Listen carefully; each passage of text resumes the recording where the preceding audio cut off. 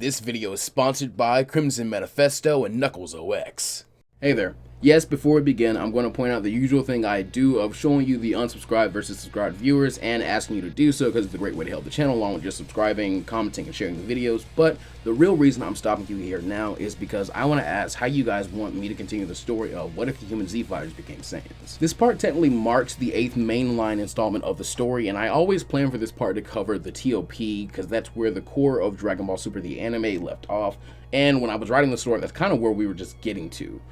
But now we have so much stuff afterwards with the manga and the movies that have come afterwards being Broly and Superhero. So the question that becomes now is, do you guys want me to go ahead and we'll have a part 9 and we'll just turn this back to part 8, we won't make this a finale, and we can go through with normal numbering, or I can make the sequel series I've been wanting to make, what if the Hybrid Saiyans went with Trunks? It's kind of following up with the thread that pops up at the end of part 7 and is kind of made good on here at the end of part 8. And since the story has been going on for so long, since remember it was the 15,000 subscribers special made in the first year of the channel's being around, I think it would be good for us to go ahead and cap this off as just the core of the story and then let the sequel series come in and clean up the rest. And then later on, maybe a year from now, we can go ahead and combine the two into a full human Saiyans universe. And maybe by that time we'll be outside of the drought we're kind of in right now with Super, where the manga is simply just recapping the events of Superhero. The advantages to this would be, one of the things I want to do with the sequel series is do kind of a custom arc where it's just these guys having their own story to do, where it's not really going to be like, oh, these guys got to go up against Moro. I don't want to really do that just yet. I want to give them kind of their own adventures with Trunks and Gohan. So definitely let me know in the comment section below, and you'll also likely see a poll or community tab at some point soon. Beyond that, I've definitely rambled on a lot, and you're going to see me ramble on a little bit more in the outro of this video, kind of giving my thoughts on the video. But for now,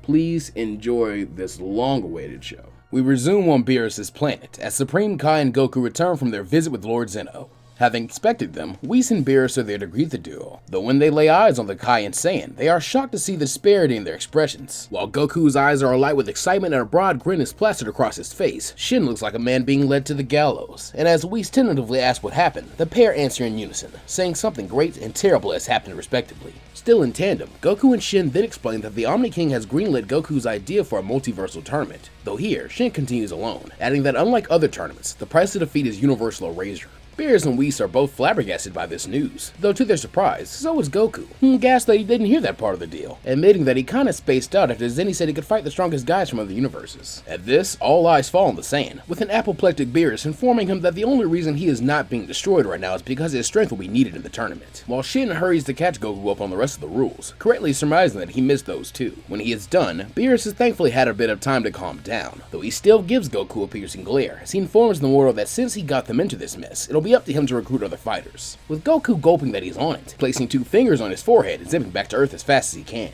Running through options in his head, Goku quickly determined that Vegeta, Krillin, Yamcha, and Gohan are 4 of the strongest defenders Earth has, making them essential candidates. As for the remaining 5, that's where things get a little harder, but maybe his first 4 picks will have ideas of their own, so he can just ask them. A short while later, the 5 fighters stand assembled on the grounds of Capsule Corp, with Goku having filled them in on the situation. Naturally, no one is happy with this turn of events, though for the sake of the universe, everyone puts their focus into coming up with additional candidates, so they can get to work on preparing for the tournament power. Speaking up first, Yamcha suggests Tien, reminding that the X-Saiyan is still as strong as ever, with Vegeta backing up this guard man, and agreeing that the Triclops should be among their number. Speaking of numbers, Krillin proposes that 17 and 18 also join them, reminding the other Saiyans of their power and unique abilities, something which may be vital with so many of their forces being Saiyans. While Gohan adds that for the final 2 slots, he believes Piccolo and Future Trunks to be the wisest candidates. Having no objections to any of these choices, the group then split up with Vegeta going to fetch Trunks, Krillin flying off in the direction of his home to invite his wife and brother-in-law, Yamcha heading for Tien's place, and Gohan departing to inform Piccolo. This leaves Goku without a job, and so he decides to head home as well, since it's about lunchtime, and he's sure Chi-Chi's made something delicious. Fortunately, he is right, and as he digs into his mountain of food, Goku begins explaining to his wife the predicament they're in. Less fortunately, Chi-Chi is not the only one listening, as from his room, Goten hears his dad spilling the beans, and feeling this is something the others should know, he sends a quick summary in the Hybrid Kids group chat. Understandably, the threat of universal erasure comes as a shock to the half Saiyans, though being the savviest among them, Kurizu points out that this could be the opportunity they've been waiting for.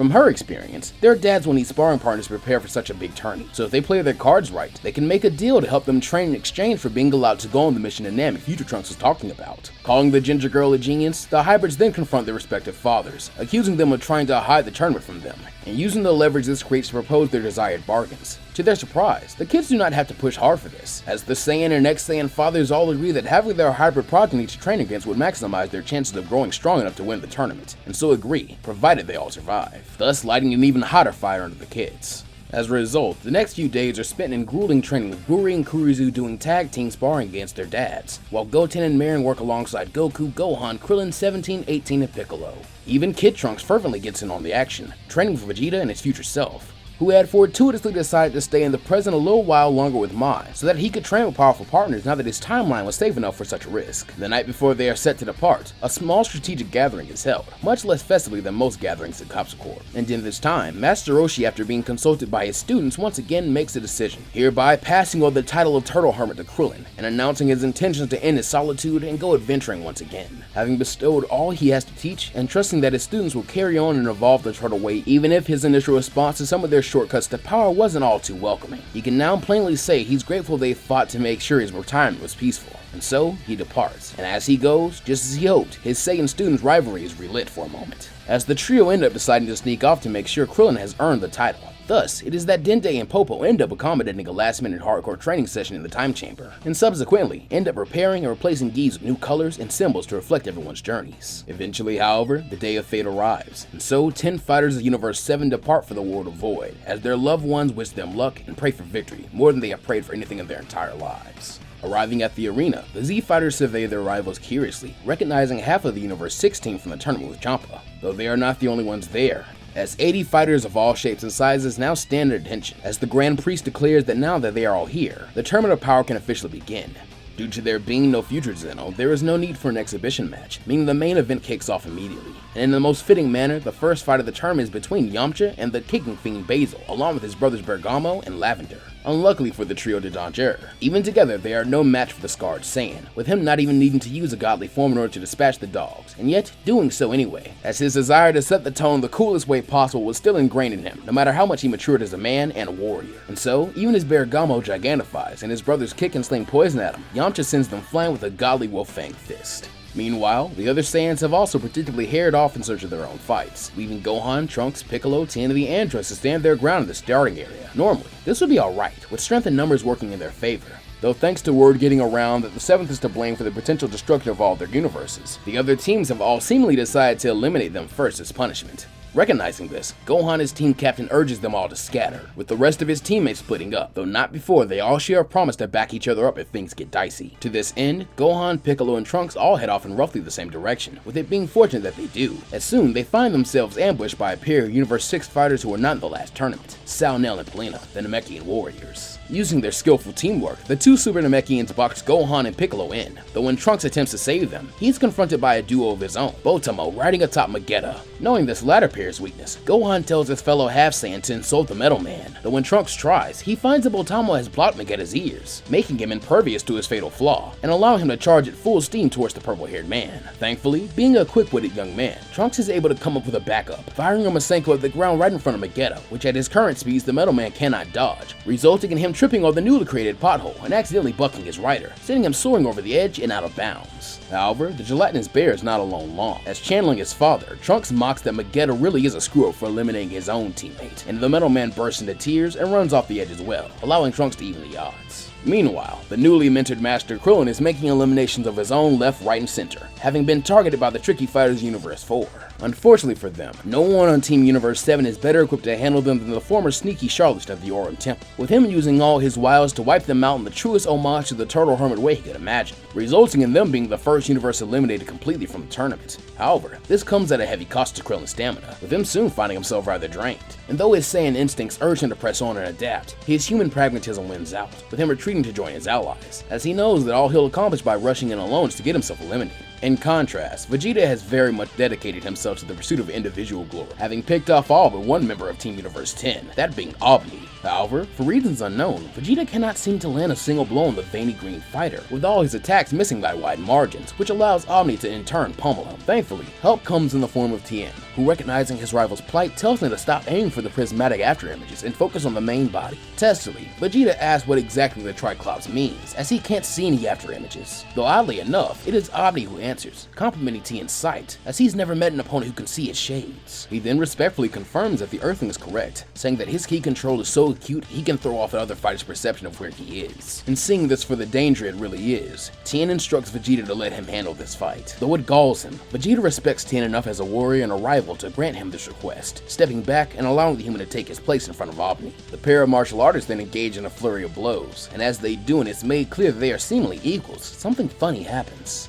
Tien's sight becomes clearer and clearer, as now not only can he see Omni's shades, but he can distinctly see the other fighters around him as well, with his field of vision growing until he can see the entire arena, as though his vision is no longer restricted to himself, but instead like he's become the eye of a god, granting him total spatial awareness much deeper than any ki sense could grant. As this happens, so does a physical change occur, with Vegeta and Omni both noticing that Tien's pupils have faded away, being replaced by a white light that shines from his third eye. In this new God's Eye state, Tien is not only able to see everything around him, but also draw in the latent godly ki that resides in it, growing stronger as he fights, until eventually he is able to easily overpower Omni and knock him out of bounds by copying and perfecting his shade technique with a multiform, finishing off the 10th with a volleyball fist. A little shocked by an evolution this late in the game, Vegeta excitedly asks what this transformation is, with Tien a bit in awe himself, pondering if it could be true enlightenment, born of his third eye, a power he once thought himself locked away from. But what else could it be, as he can see and sense all now?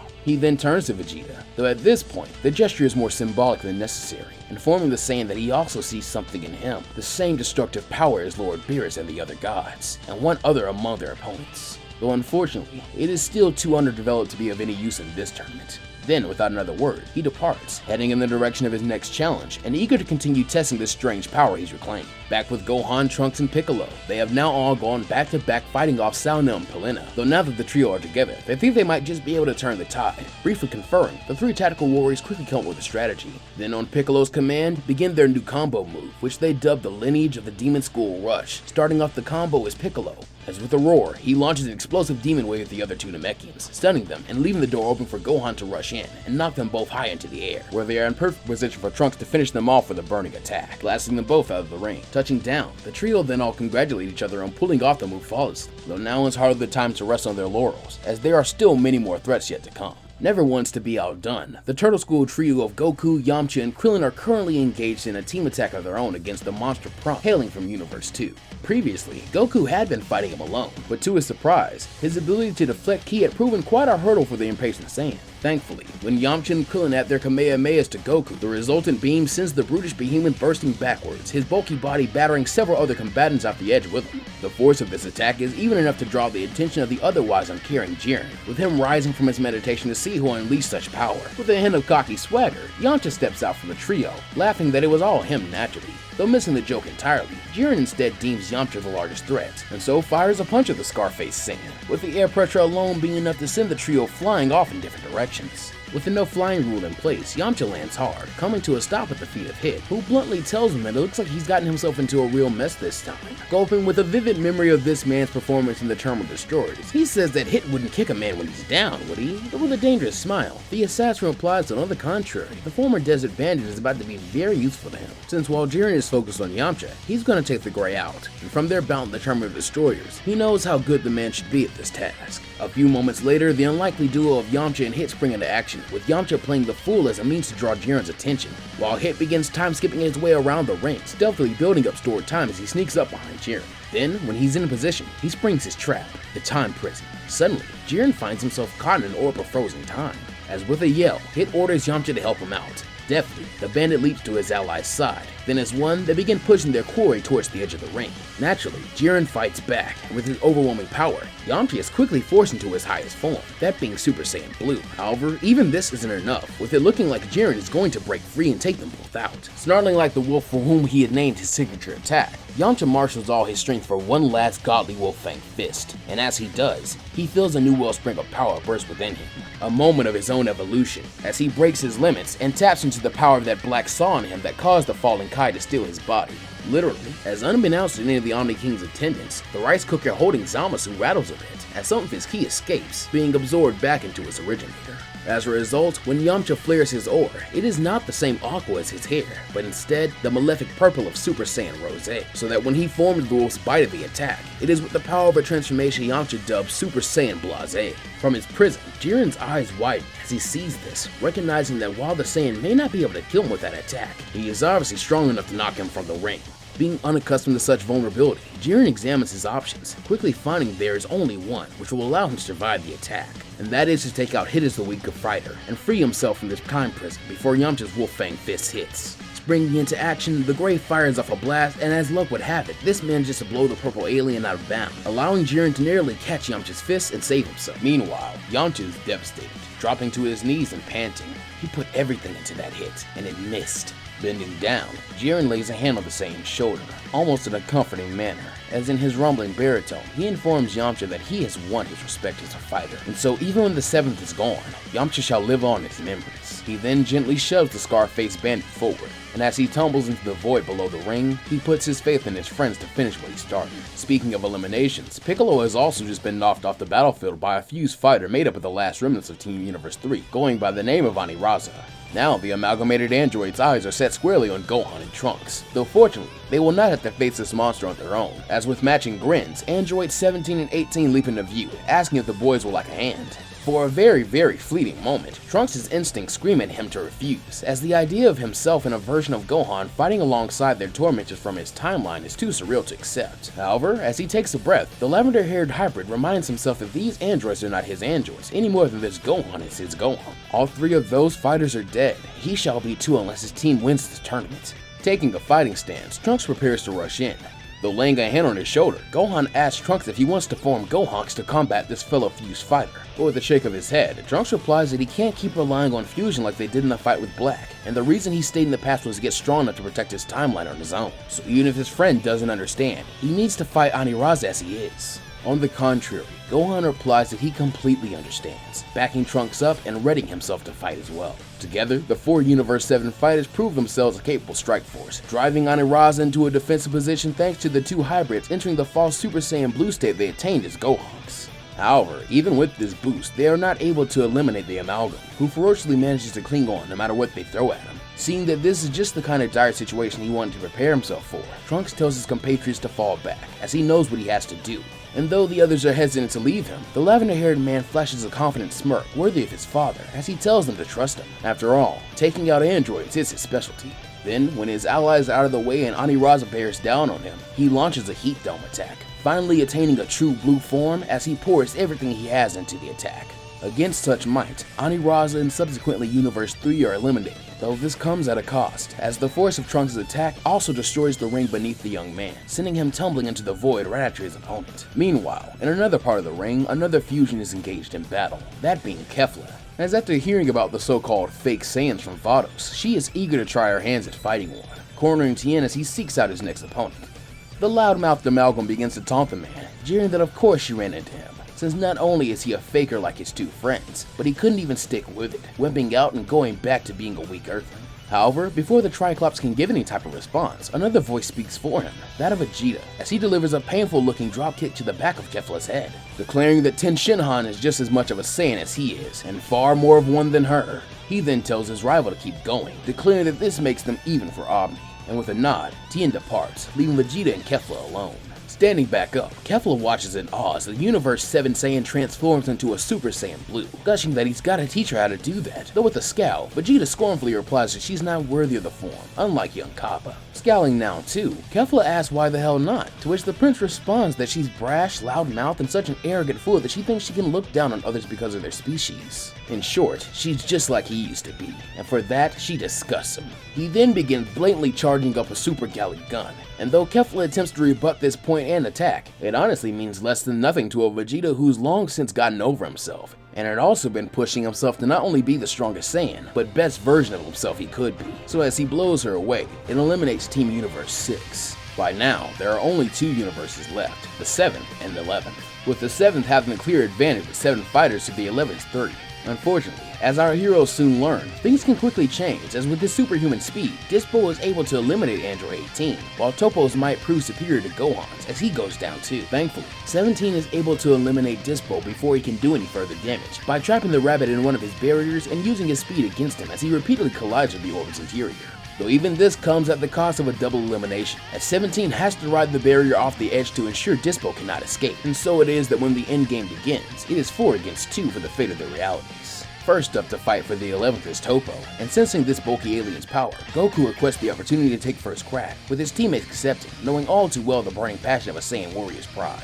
And Goku is easily able to back this up, forcing Topo into his candidate form very quickly, and thus drawing his own blue form out. But wanting to claim the ultimate victory, Goku decides to rely on his own finishing move, the Spirit Bomb, to take both Topo and Jiren out at once. However, as he would soon learn, destruction is not a force of evil, but rather of nature, making it neutral and entirely immune to the Spirit Bomb's effects. And to make matters worse, when the bomb fails to go off, Jiren begrudgingly helps Topo in catching the Overkey and hurling it right back at its originator with twice the speed. Crying out his best friend's name, Krillin rushes in without thinking to save him. Though in his drained state, all he can do is shove him out of the way, taking the hidden Goku's place and vanishing, seemingly winding up dead. Up in the stands, the Omni King and Grand Priest debate whether they should count as the breach of the no-killing rule, and if so, whether it should be Topo or Goku is erased. As this callous debate is held, 18 has to be held back by Beerus from doing anything stupid. Though before a verdict can be reached, a new power spikes in the center of the arena. Looking up, the onlookers witness as Krillin appears as if from a rift in space and time,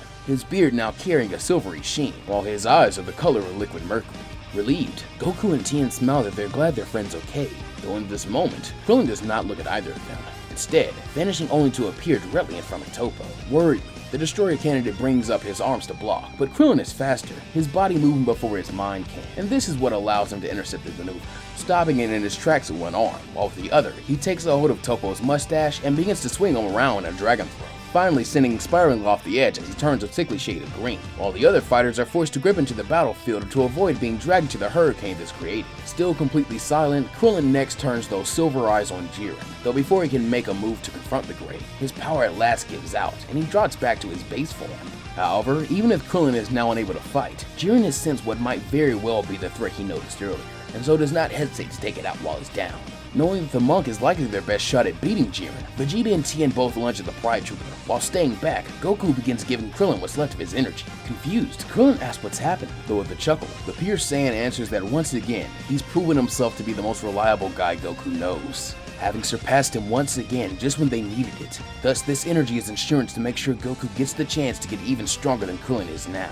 Then with no more energy left to give, Goku keels over, taking himself out of the fight for good this time. Refusing to let his best friend's gift be in vain, Krillin does not rush in, instead closing his eyes and clearing his mind. That form, whatever it was, must have been the thing that Whis was trying to teach them. So now all he's got to do is let go and allow his body to do his thing. Thanks to this humble mindset, it does not take Krillin long to re-enter and seemingly master Ultra Instinct. Though as his body carries him once more into battle, he sees that Tien and Vegeta have already taken quite the beating, buying him time. Appearing between them, Krillin begins to do battle with Jiren, meeting him as an equal and forcing him to use his full power just to stay in the fight. Seeing this, Vegeta and Tien fall back, with Tien's enlightenment allowing the pair to keep an eye on the fight as they confer. Even with his new strength, Krillin does not seem able to beat Jiren, and with the inconsistency of that form, it is only a matter of time before he gives out again. To this end, the Prince and twice transformed Triclops make a plan, with them re-entering the fray just as Krillin is beginning to return to normal. Recognizing that they don't have a moment to spare, the two warriors yell at their friend to move, and with complete trust in them, Krillin uses his last action of Ultra Instinct to preemptively flop onto his back, so the duo passes harmlessly over him, allowing them to rush in and slam him to Jiren, where a final contest of strength begins. But before the Grey can try anything to get them off, he finds his limbs bound with dozens of ethereal hands growing from the shadows on Tien's body, a godly variant of the Four Witches technique being used to keep him bound, allowing he and Vegeta to sync up one more time and eliminate the 11th with a final combined push. And just like that, the Tournament of Power is over, with Universe 7 being declared the winners and Krillin being named the MVP. Floating down, the Grand Priest asks if the Saiyan has a wish in mind, telling him that he can have anything he desires. Though with a look of confidence that would make Goku blush, the bald man answers that all he wants is to see every destroyed universe be revived. Nodding, the Grand Priest summons Super Shenron and enacts the wish, with each of the erased contestants reappearing in the stands. while with matching smiles, their angels reveal that their universes have also been restored. With no further business here, the teams then all depart, with Team Universe 7 being transported back to Capsule Corp, where everyone is waiting, eager to party like there's no tomorrow, now that they know there indeed will be one. As a result, the celebration is a lavish one, with Bulma sparing no expense, but before it can wrap up, there is but one more matter that must be attended to. Approaching their fathers, the young hybrids with Kurizu at their head remind them of their promise, saying that since their universe was not erased, it's time they keep their end of the bargain. Suddenly, silence falls. Then in unison, Chi-Chi, Bulma, 18, Pizza, and Lunch all ask what their knuckle-headed husbands promised their kids. And as the warriors turn to face their wives, they feel far more fear than they ever did when facing down Jiren or anyone else today. But that, my friends, is where we'll be leaving this story off for right now. So that's gonna do it for this one. Like I said in the beginning, the question is really gonna come down to you guys, like what you would rather see me do. Continue this story from here and just let this be part 8, and we can keep going with part 9 for warning this. We keep going like with the numerical system we already have. Or I start, what if the hybrid Saiyans went with Trunks, and that'll just be the sequel series to this one. I think it's kind of blatant to tell, like, this is not my usual kind of, like, routing and kind of way I go about these stories, especially with pacing and kind of detail. I try to be a lot laxer with that just to kind of get this part out, because it's been so long between the last installment and this installment. And this installment was supposed to be out so long ago.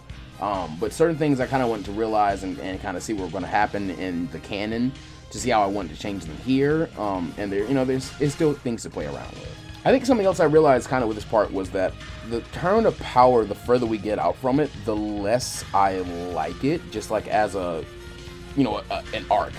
It's just something about it that, like, the luster isn't there as much for me anymore. So, like, when I get to it in stories, unless I have a lot of good changes I've already had there, they end up being a lot less fun, and I kind of want to skip through them the way the manga did.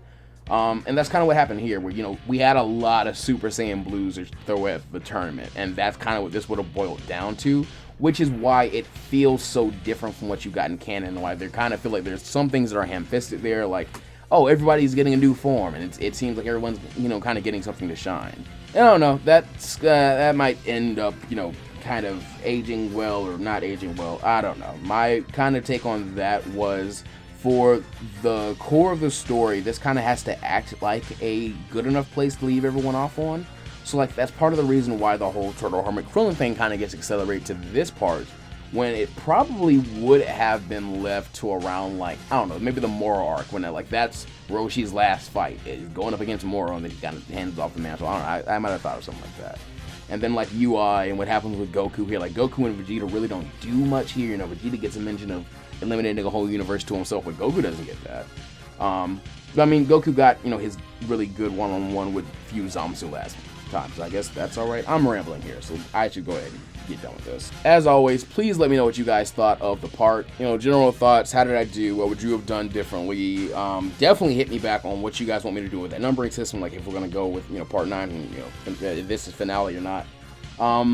Special shout outs to those I commissioned art from. It's going to be Zala. That's going to also be Valerius Vaya. They did great jobs as always. So glad to have them.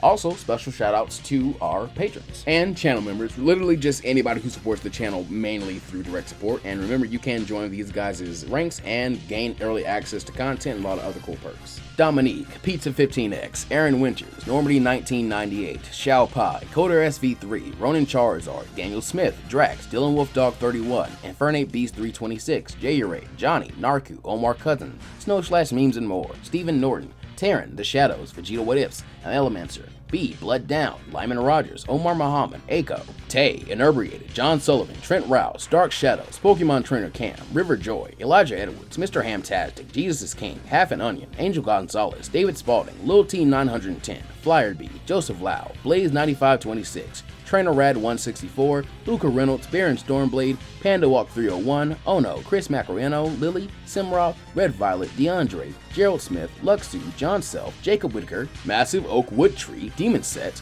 True Trey, Dutch McGee 101, Bruce Bostwick, Robert Ostergaard, and Ooga Booga. Thank you guys, as always, for all your support. Let me know again what you guys thought of the story so far, and be sure to take care of yourselves and the world around you. And as always, go beyond plus ultra. I'll see you guys next time.